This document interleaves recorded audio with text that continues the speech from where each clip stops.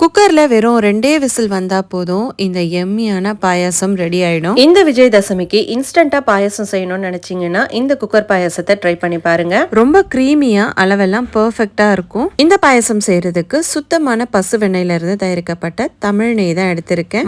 மணலா வாசனை ரொம்ப அருமையா இருக்கும். இதுல இருந்து 2 ஸ்பூன் நெய் குக்கர்ல சேர்த்து இதுல சின்ன பல்லா கட் பண்ண தேங்காய், முந்திரி, பாதாம், காஞ்ச திராட்சை சேர்த்து இதை நல்லா வறுத்து தனியா எடுத்து வச்சுக்கோங்க. அதே நெய்ல 1 கப் சேமியா சேர்த்து இதை லேசா வறுத்துட்டு 1/2 கப் நைலான் ஜவ்வரிசி சேர்த்து இதை வறுத்துட்டே இருந்தீங்கன்னா கொஞ்ச நேரத்திலே ஜவ்வரிசி பொரிய ஆரம்பிக்கும். சேமியாவும் நல்லா ஃப்ரை ஆயிடும். இப்ப இதுல 1/2 லிட்டர் திக்கான பால், 2 கப் தண்ணி, 1 கப் சர்க்கரை, கொஞ்சமா ஏலக்காய் தூள் சேர்த்துட்டு இதை நல்லா மிக்ஸ் பண்ணிக்கோங்க.